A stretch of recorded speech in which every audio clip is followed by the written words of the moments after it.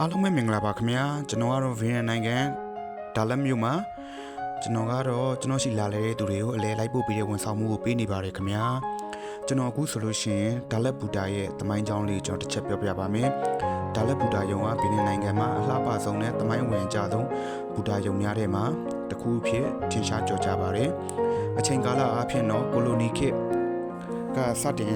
ခဲ့တာဖြစ်ပါတယ်ဒီဘူတာရဲ့ဒီနေရာကတော့ဗီယက်နမ်နိုင်ငံအလဲပိုင်းမှာရှိပြီးတော့တောင်ကုန်းဒေသဖြစ်တဲ့ဒါလက်မြို့မှာတည်ရှိတဲ့နေရာလေးဖြစ်ပါတယ်ဒီဘူတာရဲ့သမိုင်းကြောင်းအကျဉ်းလေးကတော့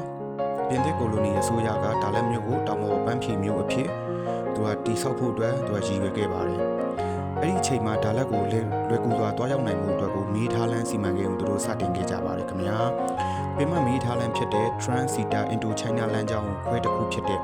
ဖရန်နဲ့ဒါလက်လမ်းကြောင်းကို84ကီလိုမီတာကို1908ခုနှစ်ကမှ1932ခုနှစ်အတွင်း10စုနှစ်များစွာကြာအောင်တည်ဆောက်ခဲ့ရတဲ့ဘူတာယုံဖြစ်ပါတယ်။ဒါလက်ဘူတာယုံကို1932ခုနှစ်မှ1938ခုနှစ်အထိတည်ဆောက်ခဲ့ရတာဖြစ်ပြီး1938ခုနှစ်မှာစတင်ဖွင့်လှစ်ခဲ့တာဖြစ်ပါတယ်။ဘူတာယုံရဲ့ဒီဇိုင်းနဲ့ဘီတုကလက်ရာတွေအားဆိုလို့ရှိရင်ပြင်သစ်ဘီတုကလက်ရာတွေနဲ့ရေးဆွဲခဲ့တာဖြစ်ပါတယ်ခင်ဗျာ။သူကဘူတာယုံရဲ့အမိုးကို3ခုသူကတိဆောက်ထားရဲဆိုတာကတော့သူတို့ရဲ့ဒါလက်မြို့မှာရှိတဲ့တောင်သွဲ3ခုကိုရည်ညွှန်းပြီးတော့တိဆောက်ထားတာဖြစ်ပါတယ်ခင်ဗျာဒီဘူတာယုံကြီးကိုအသုံးပြု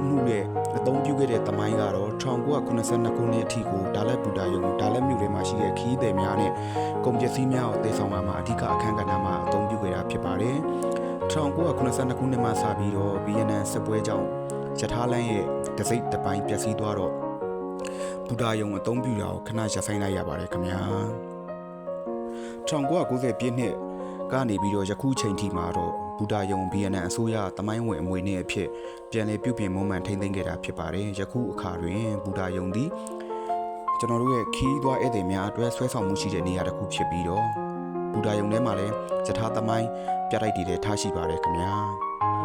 ကျွန်တော်တို့ဒီယထာကြီးစီးသွားမယ်ဆိုလို့ရှိရင်ခီးသည်တွေကဒါလက်မြို့ဟောင်းဖြစ်တဲ့ကျေးရွာကိုခီးစဉ်ခီးဖြစ်တွားရောက်လေပဲလို့ရပြီး9ကီလိုမီတာအတွက်ချန်ပီယံတောင်တန်းကိုဖြတ်တန်းသွားတဲ့ရှေးဟောင်းယထာကြီးနဲ့စီးနေမြင့်ခွင့်ရှိထားပါတယ်ခင်ဗျာကျွန်တော်တို့ဒီယထာကြီးစီးတဲ့နေရာပေါ့နော်ဒီဘူတာကိုတိဆောက်ခဲ့တဲ့ခုနှစ်ကတော့1932ခုနှစ်ကနေ1938ခုနှစ်အထိပြင်သစ်လက်ရာနဲ့တိဆောက်ထားတဲ့ဒီဇိုင်းဖြစ်ပါတယ်ခင်ဗျာအခုဘူတာကြီးရာဆိုလို့ရှိရင်ဗီယက်နမ်နိုင်ငံရဲ့ဒါလက်မြို့ရဲ့အမျိုးသားသမိုင်းဝင်အမွေနှစ်ကြီးတစ်ခုအဖြစ်တည်ရှိနေတာဖြစ်ပါတယ်။ယခုဆိုလို့ရှိရင်ခီးသွွားဧည့်သည်များအတွက်ဆက်ဆောင်မှုရှိတဲ့နေရာတစ်ခုလေးဖြစ်တဲ့အတွက်ကျွန်တော်တို့ဗီယက်နမ်နိုင်ငံဒါလက်မြို့ကိုလာမယ်